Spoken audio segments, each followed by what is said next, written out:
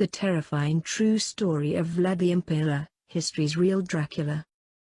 Responsible for killing 80,000 people and impaling 20,000, Vlad Dracula committed some of history's grisliest acts as ruler of 15th-century Wallachia.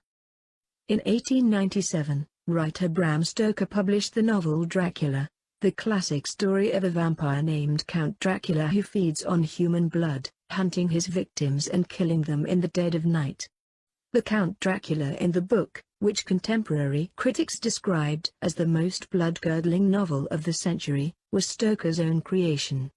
But many believe the bloodthirsty villain was partly inspired by Vlad the Impaler, the terrifying ruler of Wallachia, part of present-day Romania, in the mid-1400s. He earned his fearsome nickname for impaling more than 20,000 people and killing as many as 60,000 others during his bloody reign. He was even said to dine among his impaled enemies and dip his bread in their blood. But while the stories of the real Dracula have surely been embellished over the years, the true history of Vlad the Impaler is far scarier than anything Bram Stoker could have dreamed up. Because the historical record is often spotty when it comes to the story of Vlad the Impaler, otherwise as known as Vlad III, we know only that he was born between 1428 and 1431, during a time of unrest in Wallachia. His mother, the Queen, came from a Moldavian royal family and his father was Vlad II Dracul. The surname translates to dragon and was given to Vlad II after his induction into a Christian crusading order known as the Order of the Dragon. Young Vlad had two brothers, Mircea and Radu. Due to Wallachia's proximity to the warring factions of Christian-ruled Europe and the Muslim-ruled Ottoman Empire, Dracul's territory was the site of constant turmoil. In 1442, the Ottomans called for a diplomatic meeting and invited Vlad Dracul. He saw an opportunity to educate his younger sons in the art of diplomacy, so he brought Vlad III and Radu with him. But Dracul and his two sons were captured and held hostage by the Ottoman diplomats instead. The captors told him that he would be released, but he had to leave his sons. Dracul, believing it was the safest option for his family, agreed. Fortunately for Vlad III and his brother, during their time as hostages, the two princes received lessons in science, philosophy, and the art of war. However, things were far worse back home. A coup orchestrated by local warlords, known as the Boyar, overthrew Dracul. In 1447, he was killed in the swamps behind his home while his oldest son was tortured, blinded, and buried alive. Vlad III was freed soon after his family's death, and at this time he began to use the name Vlad Dracula, meaning son of the dragon. When he returned to Wallachia, he transformed into a violent ruler, soon earning his moniker Vlad the Impaler in disturbing fashion. In 1448, Vlad returned to Wallachia to take back the throne from Vladislav II, the man who had taken his father's place. He succeeded, but after just a few months, the deposed Vladislav returned and took back the throne. But in 1456, Vlad returned with an army and support from Hungary and was able to take the throne from Vladislav for a second time. Legend has it that Vlad personally beheaded his rival Vladislav on the battlefield. And once he was back on his father's throne again, his reign of terror truly began. Some historians believe his family's horrific deaths were what turned Vlad III into Vlad Tepes, the original Romanian for Vlad the Impaler. Some accounts state Vlad was subjected to beatings and torture during his imprisonment under the Ottomans, which may also be where he learned the tradition of impaling enemies. Soon after he took the throne back, Vlad had enemies of his own to deal with. Some in Wallachia considered Vladislav II a better leader, which caused uprisings in villages across the region. The returning monarch knew he had to assert his dominance over the people. So, he decided to host a banquet and invite his opposition. It didn't take long before the festivities turned bloody. Vlad's dissenting guests were stabbed to death and their still twitching bodies were impaled on spikes. From there, Vlad's violent reputation only continued to grow as he defended his throne and devastated his enemies time and again via the grisliest methods imaginable. Vlad the Impaler was an undeniably brutal ruler. Nevertheless, much of Christian Europe supported his strong, if macabre, defense of Wallachia from various incursions from Muslim Ottoman forces. In fact, even Pope Pius II expressed admiration for the notoriously violent ruler's military feats. A threat to Europe was deemed a threat to Christendom and, therefore, the Pope. Though the real Dracula brought some stability and protection to a vulnerable region, Vlad III was still seen to relish his own brutality.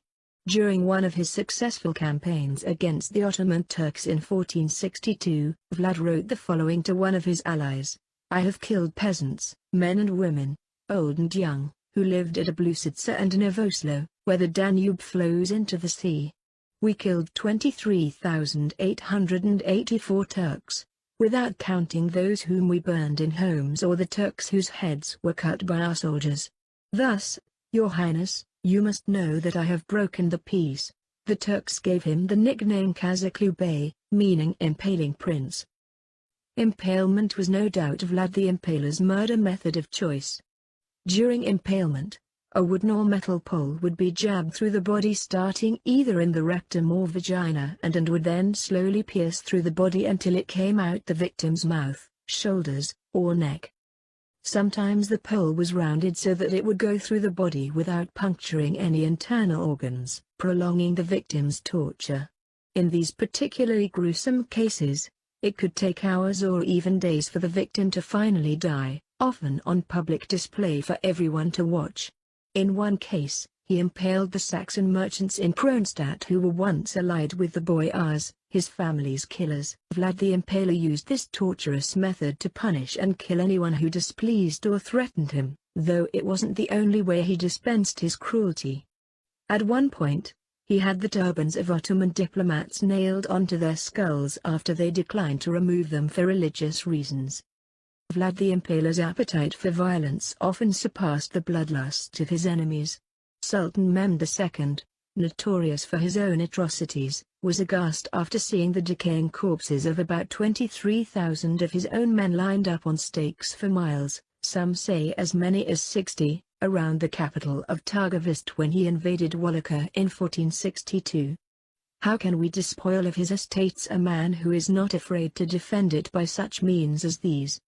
Mehmed said, deciding that anyone willing to go to such lengths to save his kingdom deserved to keep it.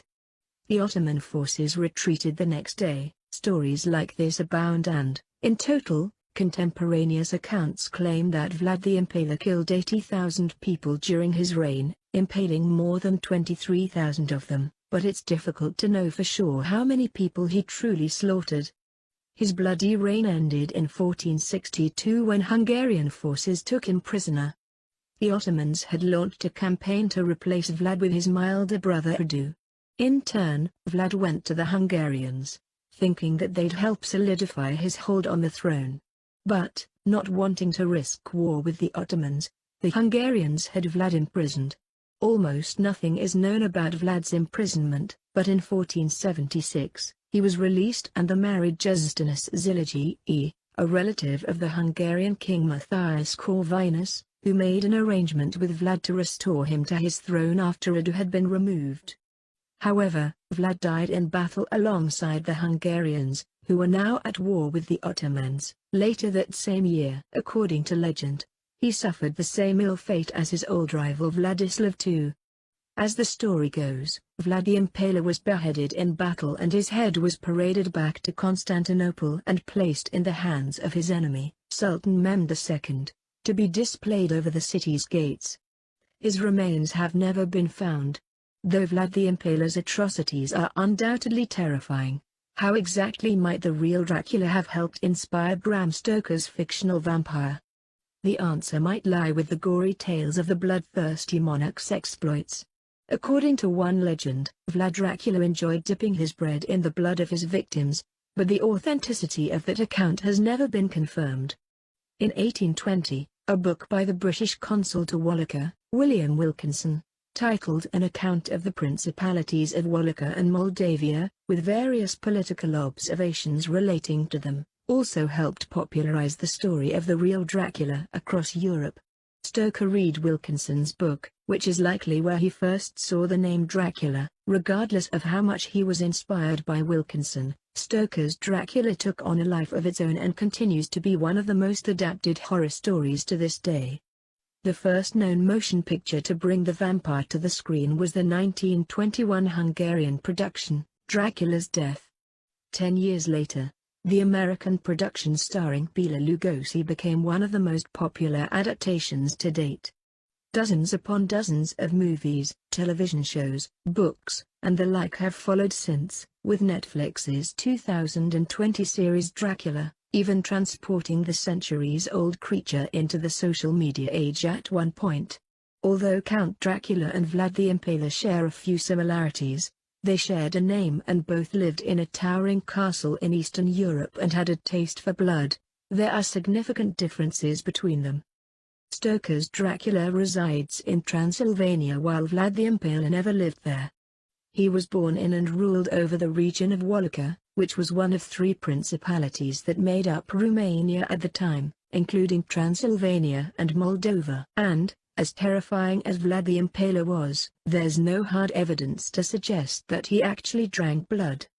However, 15th-century pamphlets with titles like The Frightening and Truly Extraordinary Story of a Wicked Blood-Drinking Tyrant Called Prince Dracula certainly helped enforce that belief. Clearly, tales of Vlad the Impaler have been soaked in blood for some 500 years. And while it may be difficult to distinguish fact from fiction about the real Dracula at this point, there's enough evidence to know that Vlad committed some of the most chilling atrocities of his era.